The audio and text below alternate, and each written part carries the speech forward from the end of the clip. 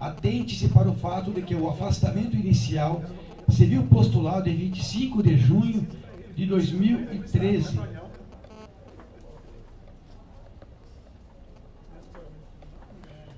Atente-se para o fato de que o afastamento inicial se viu postulado em 25 de junho de 2013 e já levado à apreciação do colegiado para julgamento no dia seguinte.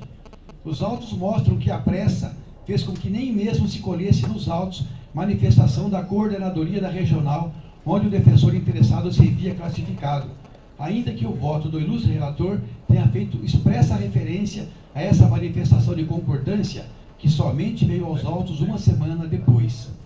Agora se repete o mesmo procedimento, e aqui não se culpa a ninguém por isso, eis que se visava apenas atendimento de pleito urgente, mas apenas se pede reflexão para tais procedimentos e posturas, porque essa descompassada serenidade pode conduzir a equívocos, como por sinal é o que já ocorreu no presente caso, o que mais adiante se delineará. Em segunda questão preliminar, atente-se para o fato de que o afastamento pleiteado de início se viu deferido com o encargo do defensor interessado em apresentar relatório das atividades ao Conselho Superior no prazo de 1 ano. Então, mesmo que não explicitado na autorização do Conselho Superior, o prazo de afastamento, que pela lei orgânica da Defensoria Pública Paulista é limitado a 2 anos, pode-se extrair dessa exigência complementar que essa autorização se fazia válida ao menos por 1 ano. Contudo, como é praxe, aqui eu vou falar algo com conhecimento de causa, porque eu trabalhei lá e já fui afastado em outra época, o que eu dizer agora aqui. Como é praxe no Ministério da Justiça e nos órgãos da administração direta federal, a cessão de servidores estaduais ou municipais, que na tradição é chamada de requisição, isso consta nos presentes autos, deve ser renovada anualmente, nos termos do calendário civil. É por isso que o senhor ministro da Justiça oficiou a então Defensora Pública Geral e presidente do Conselho Superior, solicitando prorrogação da sessão do defensor no final do ano de 2013, para término em 31 de dezembro de 2014, como vimos no relato acima, e novamente há alguns dias, desta vez com a previsão de término no dia 31 de dezembro de 2015. Registra-se, então, o inusitado equívoco com que se ouve a eminente Defensora Pública Geral e presidente deste colegiado, ao encaminhar o ofício ao do Ministério da Justiça, ao Conselho Superior, apenas para a ciência do conselheiro relator, por ocasião da apresentação do relatório de atividades exigido do interessado. Claro que restou evidente ofensa ao regimento interno deste Conselho, que dita com clareza que toda a documentação dirigida ao Conselho Superior seja encaminhada aos conselheiros, muito mais em se tratando de ofício do senhor Ministro da Justiça, com solicitação de autorização do colegiado para a prorrogação do afastamento, matéria da alçada legal deste Conselho. Então é preciso que se atente que a Lei 98806, no artigo 154, limita a 2 anos a autorização de afastamento, mas não diz, por elementar, que o afastamento deva ocorrer por 2 anos, que é apenas o prazo máximo. No presente caso, o defensor interessado, no seu petitório inicial, limita-se a postular o afastamento nos termos do artigo 150, inciso 3 da Lei 988, sem referência a qualquer prazo específico. Nem tampouco o senhor Ministro da Justiça, nas solicitações de sessão oficiadas à Defensoria, acenou com qualquer prazo para o afastamento. Refere-se, sim, ao dia 31 de dezembro, apenas nos ofícios em que solicita a prorrogação da sessão. Com isso, tenho para mim, como já assinalado, que se fazia imprescindível que o Conselho Superior apreciasse a solicitação de prorrogação oficiada pelo senhor Ministro da Justiça no final de 2013. Mas isso não ocorreu, como já vimos, porque não se deu ciência do pedido complementar ao Conselho e o feito não ingressou na pauta. Logo, a conclusão elementar é que o defensor interessado não teve aprovada até agora, né, a sua continuidade no Ministério da Justiça neste ano de 2014. Contudo, como também já se assinalou acima, pode-se, de outro lado, ainda que por caminhos transversos e com certo esforço de interpretação para salvaguarda do ato jurídico administrativo, aceitar-se que o afastamento do interessado foi autorizado por 1 ano, ou seja, até o dia 5 de julho de 2014, em razão da aprovação lá, naquele voto, né, da exigência imposta ao interessado para a apresentação do relatório de atividades em 1 ano. E mesmo assim o interessado ainda estaria indevidamente afastado, né, agora, né, de suas atribuições. Mas ressalvado o entendimento pessoal deste relator, que foi exposto logo no início deste voto, e para não alongar-se essa preliminar, existe uma alternativa bem ponderada e justa para a solução a esse impasse. Basta que se aprecie, ainda que com muito atraso, o ofício de afastamento encaminhado pelo Ministério da Justiça e protocolado em 11 de dezembro de 2013, com a solicitação de prorrogação do afastamento do interessado até 31 de dezembro de 2014, e que foi simplesmente arquivado nos autos sem a devida ciência e apreciação do Conselho Superior. Existe ainda uma terceira preliminar a ser aqui discutida, por indispensável ao presente caso. O interessado se obrigara a apresentar relatório de atividades ao final do prazo de 1 ano. E realmente o fez, embora a autuação, indevidamente, a nosso ver, tenha lançado esse relatório dos autos 24614, o número eu coloquei aqui de memória, não sei se é esse, né? Que foi bem recentemente apreciado e aprovado neste Conselho, constando equivocadamente da ementa da decisão. Isso viu no Diário Oficial, né? A ementa da decisão diz que o Conselho aprovou o relatório e a continuidade do afastamento. Eu acho que foi o equívoco da secretária, porque o Conselho não aprovou o afastamento, ou a prorrogação, aprovou só o relatório. Eu estou dizendo aqui, isso é falso. O que foi aprovado foi exclusivamente o relatório, o único objeto daquele procedimento, e por isso o voto do conselheiro relator daquele feito, que é o conselheiro Wagner, nem sequer menciona a questão do afastamento e a prorrogação. Então, até mesmo por força dessa derradeira preliminar, parece-me adequado e convenientemente fundamentado que o Conselho Superior, analisando preliminarmente a solicitação de prorrogação do ano anterior, convalide o afastamento do interessado até o dia 31 de dezembro deste ano de 2014. Com essas considerações preliminares, resta a discussão sobre o mérito e consequente decisão sobre o recente ofício do senhor Ministro da Justiça, solicitando a prorrogação do afastamento do defensor público Ricardo Lobo da Luz até o dia 31 de dezembro de 2015. Claro, em primeiro lugar, que não se há de considerar a solicitação no tocante ao prazo final, ou seja, dezembro de 2015, porque a Lei 988, no seu artigo 154, não permite afastamento do defensor público por prazo superior a 2 anos consecutivos ou não, no interregno de 8 anos contados da confirmação do defensor público na carreira. Faço um parênteses para dizer que há uma exceção que eu não falei aqui, que eu não vi, não notei, mas não se aplica ao presente caso, né? Que é o inciso 1 e 2, lá do artigo 150, mas aqui no nosso caso é inciso 3. O interessado teve seu afastamento autorizado desde o dia 5 de julho de 2013, conforme publicação no Diário Oficial do Estado, na mesma data. Com isso, eventuais prorrogações não podem, de qualquer forma, né, ultrapassar o dia 4 de julho de 2015. Mas essa, eu vou colocar tudo em destaque aqui, não é a questão de fundo a ser agora analisada.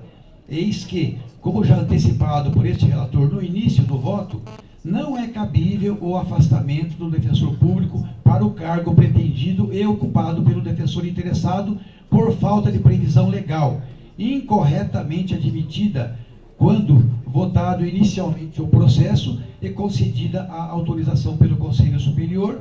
Tudo isso vai exigir intervenção deste Conselho, seja limitando o afastamento ao final deste ano de 2014, seja convalidando a autorização inicial do Conselho Superior e permitindo-se a prorrogação do afastamento, então, até o dia 4 de julho de 2015, né, e não ao dia 31 de dezembro, como pede o ministro. Vejamos o que preceitua a Lei Complementar Orgânica Paulista. Só a rápida citação, né? O artigo 150 fala das hipóteses de afastamento. O que nos interessam aqui são os incisos 2, que fala de cargo de ministro de Estado ou secretário de Estado, né? O 3, que é exercer outro cargo, emprego ou função, com atribuições que guardem afinidade com as da Defensoria Pública do Estado na administração direta, autárquica e fundacional do Estado. E o inciso 4, exercer cargo de assessoramento junto aos tribunais superiores, e dispenso aqui pelos demais que não tem aplicação direta. O parágrafo primeiro deste artigo vai dizer que nos casos do inciso 2 a 4, portanto o nosso caso aqui também, né, depende de prévia autorização do Conselho sob pena de nulidade do ato. Isso aqui é interessante, né? Prévia autorização sob pena de nulidade do ato. Nas hipóteses previstas do inciso 1 a 4, né, aqui fala que é com ou sem prejuízo da retribuição pecuniária. Muito interessante isso, ó, na forma a ser disciplinada pelo Conselho Superior. Quer dizer, pede uma regulamentação que não existe aqui ainda. O artigo 154, que nos interessa de perto, ressalvadas as hipóteses previstas no artigo 150, incisos 1, 2, 7 e 8 desta lei complementar, portanto não abrange o nosso caso aqui, né? O defensor público não poderá afastar-se por mais de 2 anos consecutivos ou não, a cada período de 8 anos, a contar da data de sua confirmação na carreira. Primeira consideração que se faz imprescindível diz respeito à regulamentação normativa dos afastamentos, imaginada pelo parágrafo 2º do artigo 150 da Lei 988, mas ainda não levada a efeito pelo Conselho Superior, com exceção dos afastamentos para frequência a cursos, congressos ou certames científicos, em que diversas deliberações já foram editadas. Sem essa necessária regulamentação, muitas questões ligadas ao afastamento, inclusive no caso agora em discussão, restam lacunosas e dúbias, restando apenas o socorro ao texto da lei orgânica, nem sempre suficientemente preciso. Então, de acordo com a Lei 988, o afastamento de defensor público fica limitado aos 8 casos previstos no artigo 150 e mais a hipótese do 151, que não interessa ao presente feito. Com isso, o defensor poderá afastar-se sempre mediante a autorização do Conselho Superior para concorrer ou exercer mandato eletivo. Para exercer mandato, mandato, né? Está errado aqui, em entidade de classe, perdoem o erro. Para participação em congressos e certames científicos, ou para estudo ou missão no interesse da instituição. Eu destaco os 3 que nos interessam mais de perto aqui. Exercer cargo de assessoramento junto aos tribunais superiores, exercer cargo de ministro de Estado ou de secretário de Estado e exercer outro cargo na administração direta, autárquica e fundacional do Estado, em atribuições que guardem afinidade com as da Defensoria Pública. Apenas os 3 últimos casos supracopiados interessam na presente sustentação. Para cargo de assessoramento nos tribunais superiores, ou para cargo de ministro de Estado, ou de secretário de Estado, dispensável que se cuide da presença de afinidade com as atribuições da Defensoria Pública. É norma de evidente conteúdo discricionário e de cunho político, ditada pela lei. Ou seja, a lei orgânica presume o interesse público no eventual e temporário deslocamento do servidor. Em que casos, né? Para prestar assessoria em tribunais superiores, não necessariamente a ministros. Depois, para exercer o cargo de ministro de Estado, que só existe na administração federal, qualquer que seja o ministério, ou ainda para exercer o cargo de secretário de Estado, que só existe nas administrações estaduais, quaisquer que sejam as secretarias estaduais. E por fim, para exercer outro cargo na administração direta do Estado, ou em autarquia do Estado, ou em fundação do Estado, sempre que as atribuições desse outro cargo guardem afinidade com as da Defensoria Pública. Então, não basta que o cargo a ser ocupado guarde afinidade com as atribuições da Defensoria Pública.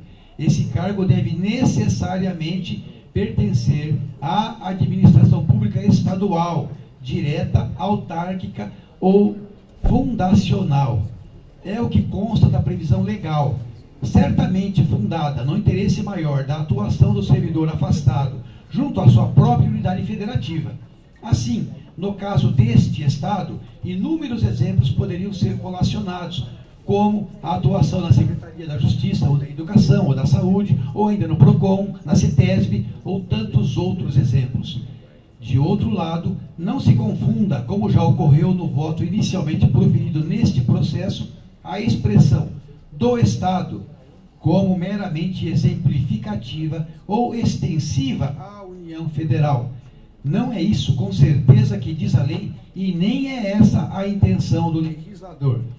Oportuno que se esclareça que a Constituição Federal distingue com muita clareza os cargos de ministro de Estado da União Federal e os equivalentes cargos de secretário de Estado das unidades da Federação ou municípios, como se vê com meridiana clareza nos seguintes dispositivos da Constituição Federal, dentre outros. Eu faço referência aqui ao artigo 28, parágrafo 2º, ao artigo 29, inciso 5º, ao artigo 39, parágrafo 4º, e também ao inciso 8º deste artigo, ao artigo 50, ao artigo 51, inciso 1, ao artigo 56, também o mesmo inciso, ao artigo 87, ao artigo 90, parágrafo 1º, ao artigo 105, inciso 1, alíneas A e C. E são exemplificativos, porque há muitos outros. Da mesma forma e pelos mesmos motivos, a citação legal aos cargos, empregos ou funções da administração direta, autárquica ou fundacional do Estado é restrita, obviamente, aos Estados da Federação. Outra fosse a intenção do legislador, assim o diria expressamente, observando-se que se cuida de matéria de cunho administrativo, hipótese em que a própria Constituição Federal sempre distingue a União Federal, Estados, territórios, municípios e Distrito Federal. O Estado, entre aspas, quando entendido no aspecto administrativo mais amplo, é então denominado República Federativa, como consta na Carta Magna. De outro lado, em muitos outros dispositivos constitucionais, o vocábulo, entre aspas, Estado, tem conotação abstrata, não se referindo à divisão administrativa, como, por exemplo, as garantias constitucionais que asseveram que o Estado prestará assistência jurídica integral, ou ainda, o Estado indenizará o condenado por erro judiciário. Não é a este Estado que se podem deslocar servidores públicos. Então, não existe embasamento legal para pretender-se que a referência a cargos da administração do Estado, citada na Lei 988, englobe a União Federal ou mesmo os municípios. Então, não importa ao caso concreto a importância do cargo assumido pelo defensor público no Ministério da Justiça. É relevante, sem dúvida, como relevantes naquele ministério para a afinidade das atribuições de uma defensoria, devem ser algumas centenas de cargos lá existentes. O que importa é que a Lei 988, ainda que não regulamentada neste particular, como já citado, só permite o afastamento do defensor público nas situações específicas ali contempladas, que não incluem outros afastamentos para cargos na União Federal, que não sejam os de ministro de Estado ou assessores em tribunais superiores. Eu estou acabando. Com essas considerações, este relator firma o entendimento de que não é possível, sob o prisma da legalidade, autorizar-se o afastamento de defensor público ou de servidor da Defensoria Pública para qualquer cargo da União Federal, com as exceções do ministro de Estado ou de cargos de assessoria em tribunais superiores. E agora vamos falar do caso concreto.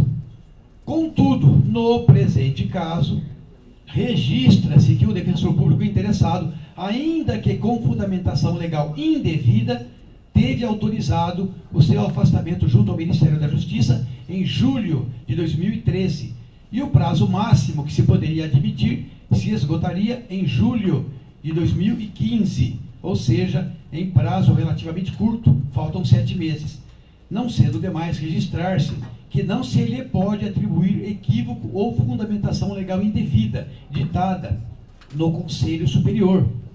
Por esse caráter de boa-fé que se lhe pode atribuir, e principalmente porque, de uma forma ou outra, o Conselho Superior, pela composição anterior, e ainda que sem fixar prazo ou duração específica, já autorizou o afastamento no pedido inicial, entendo que se possa, no presente caso, prorrogar o afastamento até 4 de julho de 2015, considerando-se também que o defensor interessado transferiu-se para Brasília, capital federal, e a interrupção repentina e inesperada do afastamento poderia causar-lhe prejuízos de monta não compatíveis com a boa-fé com que se pautou no presente procedimento.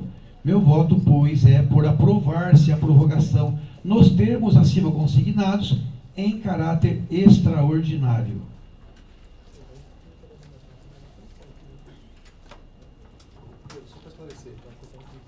Então, a questão é que é ilegal. Então, eu entendo que é legal, mas como o Conselho já aprovou lá 2 anos atrás, quer dizer, eu achei alternativas. Poderíamos votar aqui o afastamento anterior que não foi apreciado. No ano passado, isso é bom que entendam. Diferentemente, eu faço referência muito por cima ao nosso presidente aqui agora. Diferentemente da postura agora adotada, que agora, pelo gabinete, a do ano passado, com todo respeito, foi absurda. Porque vieram 2 ofícios idênticos, o do ano passado e o desse ano. O que Vossa Excelência fez foi correto. Mandou para o Conselho para as providências cabíveis. E que é o que o regimento diz. O que é cabível? Mandar para o Conselho. Foi o que ela fez, certíssimo. No ano passado veio a mesma coisa. A Defensoria-Geral mandou um ofício dizendo assim, que é para aguardar o relatório de atividade. E foi arquivado. Até hoje ninguém apreciou o ano passado aqui. Ele está lá irregularmente, na minha opinião. Mas também dá para entender que não, porque foi aprovado lá 2 anos atrás, e que a aprovação seria por tempo indeterminado. Não está escrito isso em lugar nenhum. Não sei. Como o caso concreto é realmente extraordinário, de um jeito está acabando esse prazo legal dele, há uma diferença do secretário, né? O secretário, se for aprovado, não tem prazo. No caso dele tem, 2 anos. Então, como esse caso concreto, fez daqui a 7 meses, ele está em Brasília, é complicado, eu acabo por admitir que o Conselho, porque já aprovou, porque ele relatou, fez relatório e tudo mais, enfim, e porque ele agiu de boa-fé, então excepcionalmente aprove. Mas o que eu faço questão de registrar, para mim, pelo menos, posso ficar vencido, evidentemente, não será novidade neste Conselho, mas para mim, pelo menos, não cabe afastamento que não seja para ministro de Estado ou então para assessorar tribunais superiores. O que o conselheiro Davi fez de diferente, para a gente resumir fácil, né? É isso. Ele disse de diferente de mim que quando fala do Estado, no inciso 3, ele está, assim, por analogia, referindo-se, obviamente, também à União Federal. E eu quero dizer que não, e trouxe meus argumentos aqui neste voto. Vou pedir vista para estudar a questão, particularmente,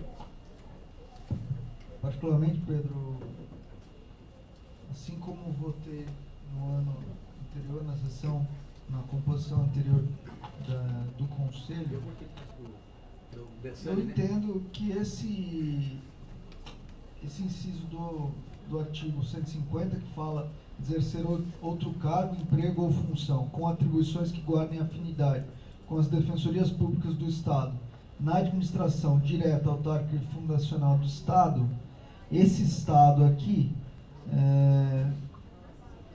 indica o Estado, máquina administrativa como um todo. Mas, enfim... E é aquilo com que eu discordo. Mas vamos debruçar sobre a matéria e vamos ver. Eu queria só, não sei se vai tirar de votação, mas só para pontuar os pontos que foram levantados, que o voto é um pouco longo. Inicialmente tinha um pedido de afastamento. No ano passado. Esse pedido de afastamento foi autorizado, não, primeiro foi, sem limite temporal. O limite é legal, mas no pedido só não tem nem... Só fala para prestar relatório em um ano, não fala nada. Veio um novo pedido de afastamento renovado, que foi arquivado. Que não foi apreciado. Foi arquivado. Agora tem um segundo pedido que daí veio para o Conselho. É isso? É isso? sim. pedido E ele pede até o final de até final de 2015. Mas aí tá rompendo uma No legalidade. caso dele, Só tem que viu, Luiz? Não sei se você entendeu essa. Luiz, só você entendeu. Não sei se ficou pontuado essa questão. Não, eu entendi, eu acompanhei, na verdade, o voto do Pedro aqui. eu vi só um pouquinho. Eu faço referência muito rápida. E eu peço, realmente eu falo, que eu não tenho vergonha de dizer isso. Eu também votei concordando com o caso do antecessor dele, velho. Não, mas isso aí é normal. Que era Pode o mudar de opinião, Luiz. Como é que é? É o Luiz Bressani. Bressani. Sim, mas eu até contei que ele chegou aqui na própria sexta-feira para aprovar na sexta. Outro relator não tinha a menor condição de analisar isso que eu fiz agora, esses longos dias que a sala me deu. A dúvida, então fica, talvez aí, Luiz, para o seu ponto de vista ser trilhado, a questão também envolve o problema do temporal, né? Porque o inciso terceiro tem barreira temporal. Eu acho que é mais tranquilo. E aí o pedido também tem. Então vai ter que fazer Não, os tratamentos todos aí. a gente vai... A dúvida maior é como o Augusto falou, é a discussão. Porque já uma coisa conecta com a outra. Tem que saber se aplica isso no 3 ou não. Essa é a mais. Também, na verdade, eu não sei, eu não vi aqui o pedido e como ficou o dispositivo do afastamento dele no primeiro ano, se está pelo inciso 3 ou não, porque Não, tem tá. outro... Ah, tá. Ele requereu com base no inciso 3, foi aprovado pelo inciso 3 expressamente. Só que não fala nada de prazo. Não teria outro que se encaixaria. Não, ele usa esse argumento. Teria Ele usa, não, ele não fala, nem cita. tudo omissão, né? Nem cita. Ele apenas Missão. fala que por extensão, por analogia, vale para a União. Porque, na verdade, a outra hipótese de afastamento era a missão no interesse da Defensoria Pública do Estado no país ou no exterior após cumprir o estado probatório pelo prazo máximo de 2 anos. Nem cita isso, nem é pedido e nem ele Mas cita a no missão, voto. uma visão inicial, seria uma determinação da instituição para fora? Não alguém que me pede alguém. Requisição, Não exercer o cargo, requisição não é uma exercer o coisa, cargo. missão é outra. Né? Me parece que é um cargo. Mas tem uma diferença, mas aí também não vamos detalhar tanto, mas acho que uma coisa é missão. Por favor, vá até lá e faça tal coisa. Outra coisa é. Me permite um esclarecimento que não está no voto, porque eu acho que ele é irrelevante, mas que saibam, que isso é mencionado no voto do Davi antigo, né? Que há aquela questão prática, ou seja, ele vai para Brasília. Eu não coloquei na lista porque não interessa, mas essa matéria eu conheço, eu trabalhei lá e eu imprimi. Se quiserem, eu junto ao processo. O Davi dizia que a questão da remuneração dele, que há outras questões paralelas, que isso ele resolvesse lá. Na realidade, há 3 fórmulas de remuneração. Porque o Conselho poderia aprovar também sem os vencimentos, não é isso? Com ou sem. Foi aprovado com. Então, se é aprovado com, em Brasília, há 3 modalidades. Ou ele percebe os vencimentos integrais do próprio cargo, que é o do cargo federal, ou ele percebe os provimentos da origem integrais, ou ele percebe os proventos da origem acrescidos de até 60% do valor da gratificação, que é o que os 2 casos, aliás, os 3. Temos lá, eu confirmei isso, e como o portal da transparência está funcionando lá em Brasília direitinho, dá para ver que, inclusive, eles estão sujeitos ao teto nos demais vencimentos deles lá. Portanto, essa questão foi resolvida a contento, embora eu acho que não diz respeito ao processo em si, né? Mas essa parte eles atenderam a contento lá. Funciona o teto, então, também em Brasília? Pensei que fosse só aqui. Nos roleites deles, que estão disponíveis no portal da transparência, você vê que há uma dedução de teto constitucional. Sim, e há uma expressa referência nos roleites deles, nos 3 casos que eu vi, né, no rodapé, dizendo que se trata de servidores com a remuneração, que aquele origem não engloba a remuneração da origem. Fim de vista, não. Então, vista para o conselheiro Luiz Gustavo dos 2 processos. Fazer um voto qualquer aqui, aí você. Tem uma questão que a gente precisa decidir sobre o curso de hoje de remoção, mas antes, podia, se o senhor estiver com o voto pronto em relação aos estágios probatórios, não sei se tem 6 processos aqui, não 5.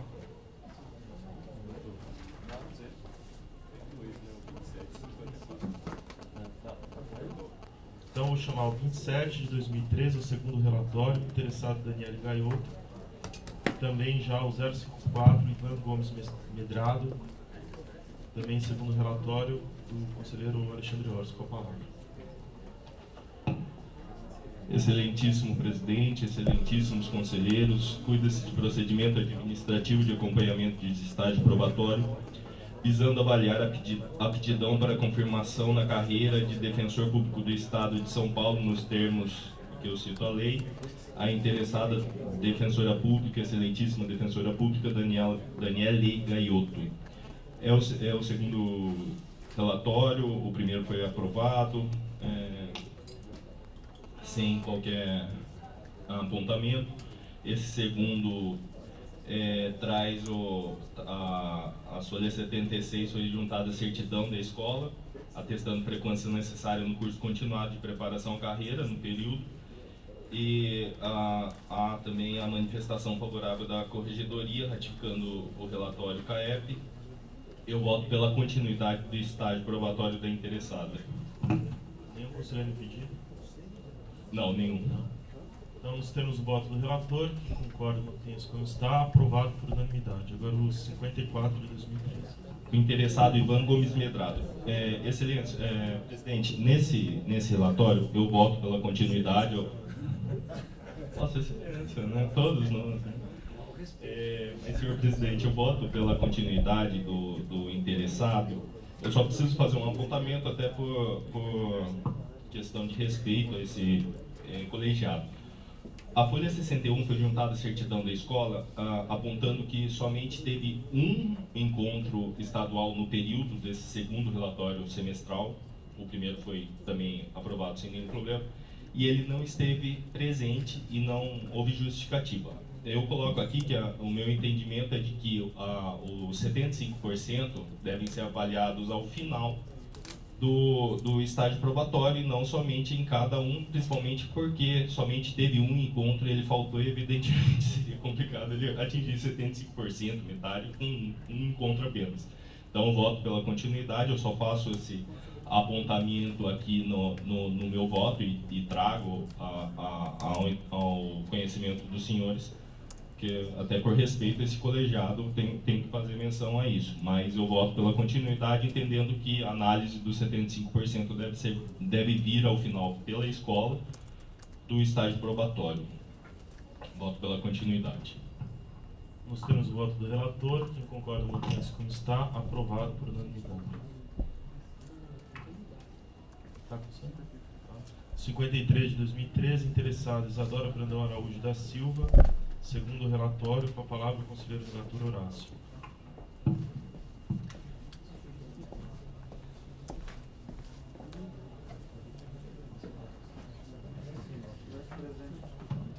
Processo sobre a apresentação do segundo relatório para fim de confirmação na carreira.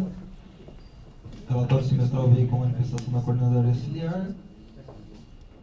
Na verdade, excelência, até você curta aqui, não teve nenhum apontamento, 100% de frequência no curso. E aí não tem ninguém impedido e voto pela continuidade do estágio probatório. Nos termos do voto do relator, quem concorda, mantém-se como está, aprovado por unanimidade. Agora o 110 de 2013, interessado em Yolanda Salles Freire César, com a palavra o conselheiro relator Luiz Gustavo.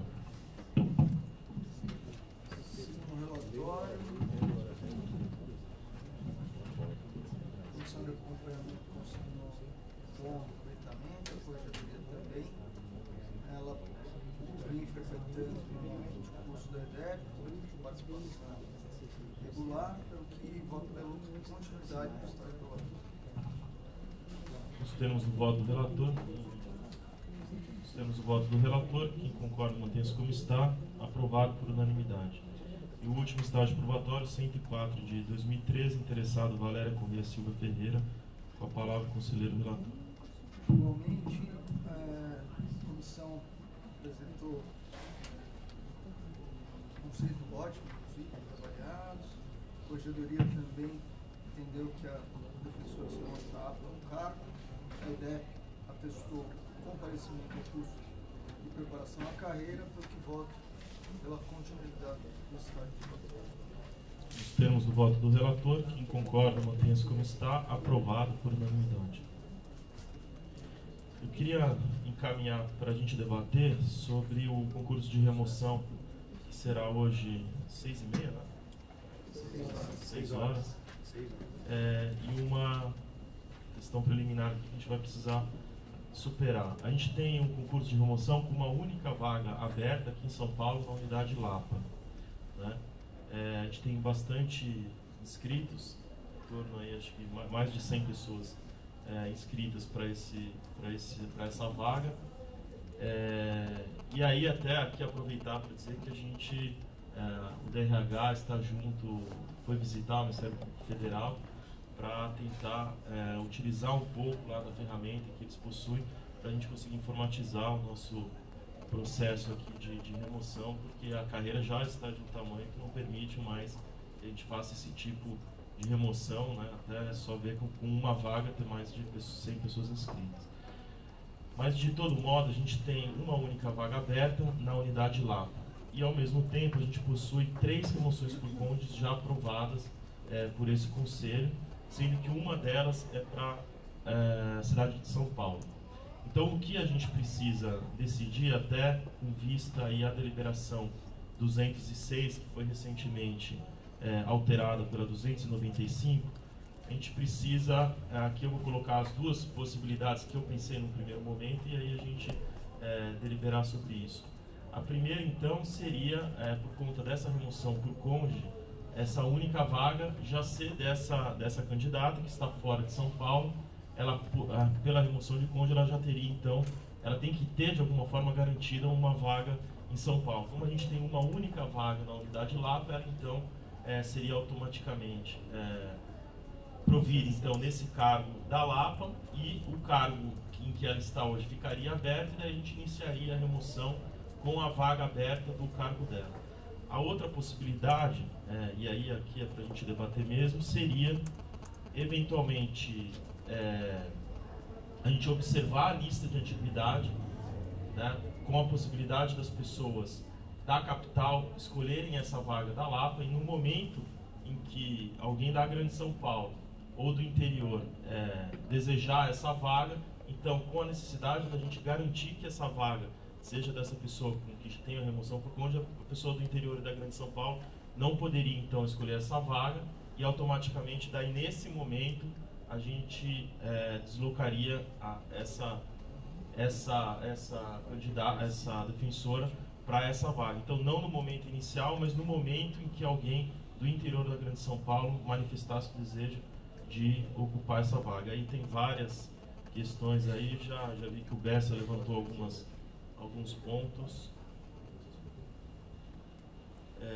Porque a finalidade mesmo da deliberação, quando foi aprovada, era isso, a gente fazer aí uma mescla da antiguidade com a necessidade de preservar a vaga de alguém que tenha remoção por cônjuges. Então, tentar observar a antiguidade também. Então, quando houve a alteração, né, pela 295, teve a inclusão do parágrafo 3º no artigo 4º, que diz o seguinte: na hipótese de deferimento de remoção por união de cônjuges ou companheiros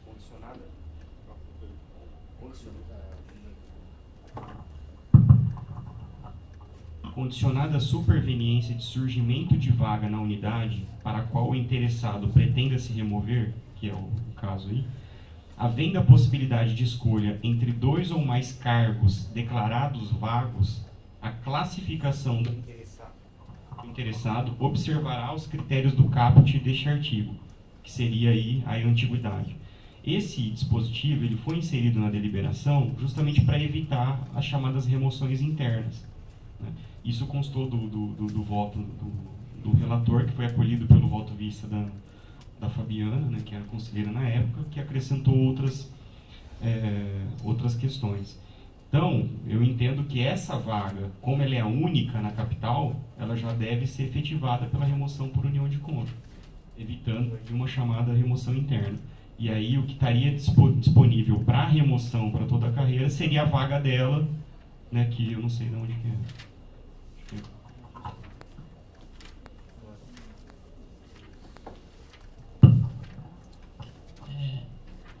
Eu concordo com o que em parte, né, com o que o Rafael falou, porque na questão do que está já deliberado, que está na deliberação 206 hoje, realmente esse parágrafo 3º, ele condiciona, no meu entender aqui, né, ele condiciona a escolha da vaga por antiguidade somente quando houver mais de um cargo aberto. Não havendo mais de um cargo, quem tem reunião, a remoção por união de cônjuge deferida já vai direto para o cargo. Só que eu, particularmente, acho que está equivocada essa forma de deliberação, porque isso aí fere a antiguidade. No próprio voto do Luiz Gustavo, que ele proferiu naquele processo que teve essa alteração, ficou bem nítido assim, e que eu acho que é realmente a essência da remoção para a união de cônjuges, é você aproximar, é a aproximação familiar, você aproximar os cônjuges para morarem, trabalharem na mesma cidade. Então, o que acontece? A escolha da vaga, de qual vaga utilizar ele vai ser efetivado, eu acho que tem que passar pela antiguidade. E a princípio seria mais ou menos na segunda proposta. Só que pela forma como está hoje deliberado, eu acho que tem que ser colocado a pessoa que está com remoção de união de cônjuge nessa vaga. Mas eu acho que deveria ser novamente alterada para quê? Para garantir a possibilidade de remoção por todos aqueles que possam escolher a vaga e não supram o direito dela, não obstaculizem o direito dela de aproximação familiar. Só para dar um exemplo, no caso concreto de hoje. Tem a moça de registro, a vaga que está aberta é uma vaga só em São Paulo. Ela tem união de cônjuge, vai fazer a lista normal de classificação, e ela lá. Só que só vai poder participar, na verdade, a princípio, só poderia participar para essa vaga quem está em São Paulo. Quem for mais antigo que ela, vai escolhendo. A partir do momento que não houver mais possibilidade que os mais antigos de sobrar uma vaga em São Paulo, aí sim ela assumiria a vaga. Mas assim, independentemente se quem está no interior tiver um do interior ou outro de São Paulo em seguida, a princípio eu acho que teria que esgotar todos da capital mais antigos que ela, para depois ela escolher não, ela ser removida para a vaga que sobrar de acordo com a antiguidade dela. E assim, só... Nesses termos que você colocou, da forma que está posta a deliberação, não dá para fazer. Eu entendo que não. Porque lá tá expresso que é quando tem 2 ou mais cargos vagos. No caso só tem um cargo vago, nesse caso específico. E só acrescentar mais uma coisa com relação à remoção interna. Por que eu acho que isso aí não é remoção interna? Porque a remoção interna, pelo menos o que eu lembro no começo que acontecia, exatamente, o que era ilegal é que quando saía um colega dentro da unidade, os outros ocupavam o cargo dele e disponibilizavam para remoção depois de haver um rearranjo ali dentro da unidade. Isso aí que eu acho que é remoção interna e que é ilegal. Mas não é ilegal colocar, ainda que tenha uma vaga só, a remoção, possibilitar quem é mais antigo, que não vai ferir o direito de remoção por união de cônjuge para aquela localidade, para escolher a vaga. Eu até acho que assim é uma tremenda injustiça, entre aspas, eu que tive que esperar um bom tempo para chegar numa localidade próxima à minha esposa, que não tem cargo público, alguém que chegou no último concurso tal, já assume uma vaga que acaba sendo assim querida por outros colegas que já estão há anos aí na carreira, e sendo que outras vagas de quem poderia chegar conseguiria tranquilamente suprir a questão da aproximação familiar, porque a essência da remoção por união de cônjuge, no meu ver, é a aproximação familiar. É isso que tem que ser garantido, e não, entre aspas, um melhor cargo, aí o cargo que esteja... Luiz Eduardo. Senhor presidente, na verdade, quando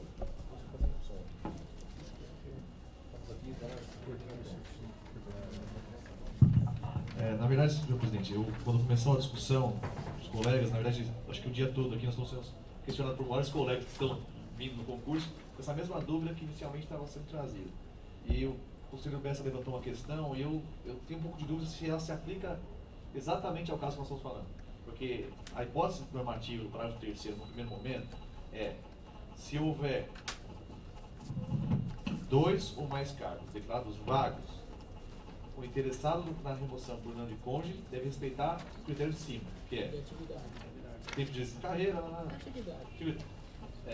não é a hipótese que nós temos aqui hoje. Nós não temos a hipótese de 2 ou mais vagas. Nós temos a hipótese de uma vaga. Então, assim, eu não tenho certeza se a interpretação que vocês estão dando está errada ou não. A interpretação é meio que histórica. Tá lá, já que você vai fazer. Não se cuidar. Não, então, justamente para tirar essa dúvida, Luiz, eu fui no processo que gerou a alteração. E no voto do Luiz Gustavo fica claro isso, num trecho do voto, em que ele diz que se houver apenas uma única vaga, a remoção por união de cônjuge ela deve se efetivar. Que é o que acontecia, né? Com todo respeito, né?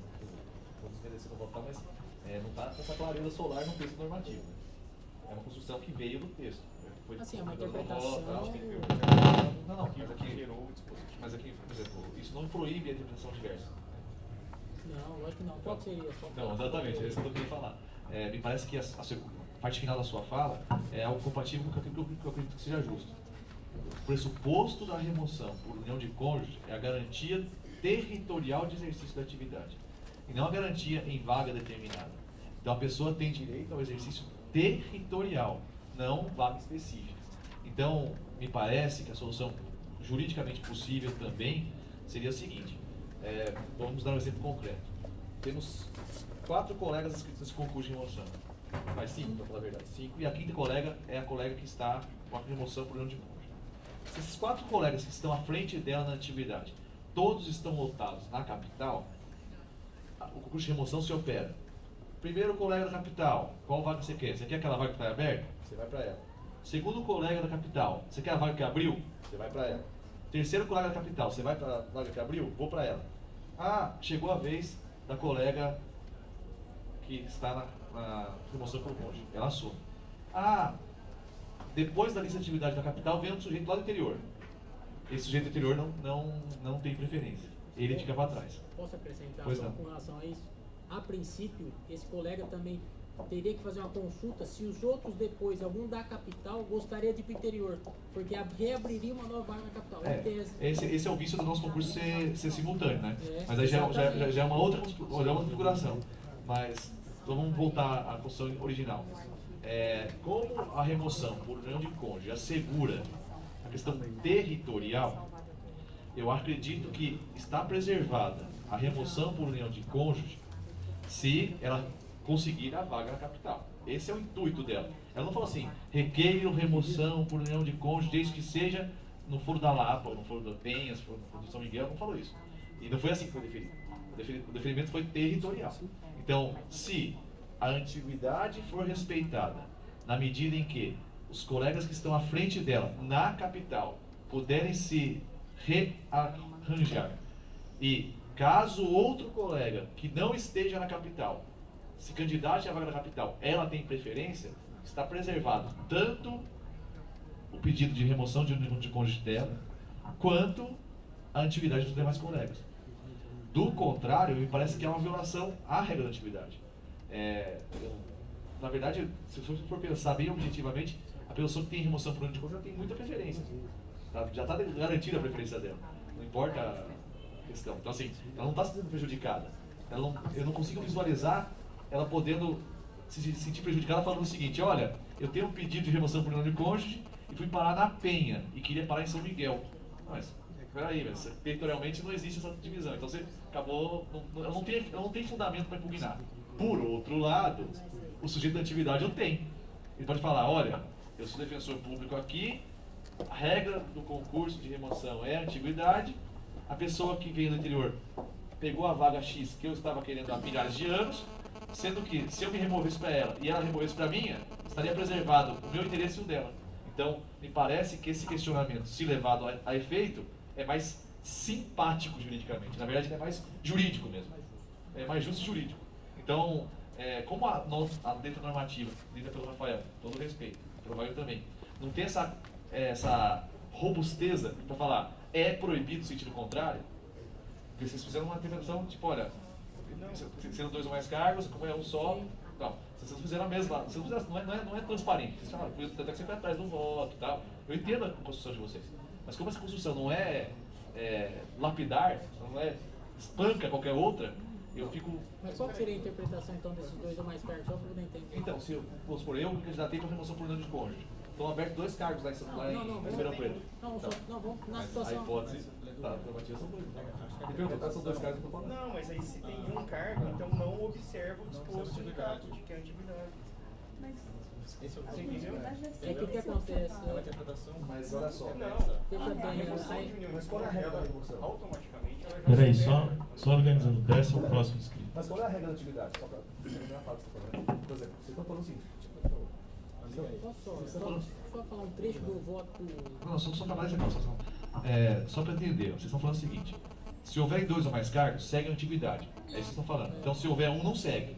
Mas o que eu estou falando para vocês é o seguinte: qual é a regra da remoção? Não, qual é a regra da remoção? Antiguidade. Qual é a exceção? Pode ter que seja uma exceção que nós tenhamos uma remoção por união de cônjuge. Então, a regra já está prevista. A regra já é a antiguidade. A regra já é a antiguidade. Então, assim, o que nós fizemos nesse parágrafo 4 aí foi falar o seguinte: para não permitir que seja o primeiro a protocolar a remoção por cônjuge e violar a antiguidade. Essa que foi a lógica, olha só. Eu e outro colega casamos na capital. E aí pegamos e fizemos o seguinte: protocolamos o pedido. Então, não, é porque assim. Peço. Não,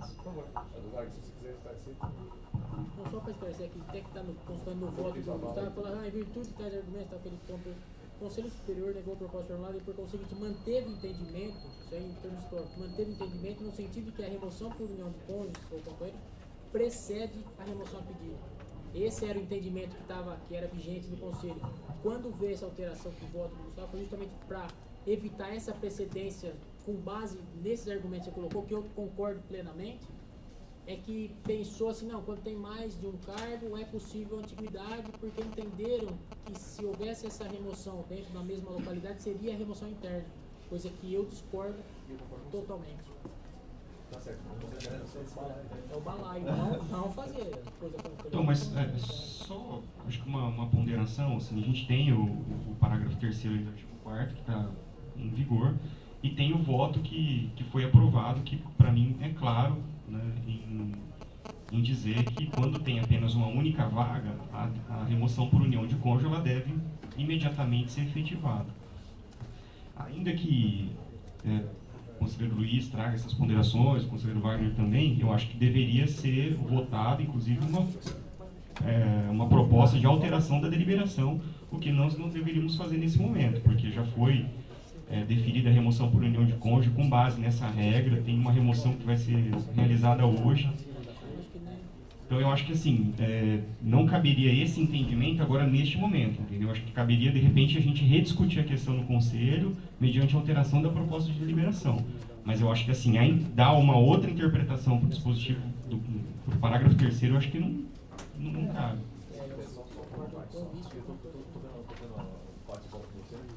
Parece que a sua conclusão deflui da leitura do texto e do voto. Não, a interpretação da leitura do texto foi feita com base no voto, sem dúvida. As duas coisas conjugadas. Uma pessoa que leia o texto normativo puro não chega imediatamente a essa conclusão. Não é tão claro. Só Luiz Gustavo. Não, seria confuso, porque você tem que saber como que é o sistema anterior para poder entender o que está dizendo aí. Então, não está falando nada. Então não tem clareza. Ela fala que só Aí segue a regra geral. Se tiver duas ou mais vagas. Na verdade, se tiver uma vaga, não vai observar. O que acontece? Eu entendi, mas você está Vamos seguir, Luiz Gustavo. Só fazer um esclarecimento da técnica do voto de remoção. Na situação do parágrafo dispositivo, de 2 ou mais vagas, vai ser respeitada a antiguidade. Vai ser a cada abertura de nova vaga com as escolhas, vamos supor, 2 vagas, pegar o caso específico de Piracicaba, se eu não me engano, na última remoção foi uma situação parecida com essa. Tinham 3 vagas, salvo engano, em Piracicaba, e uma colega com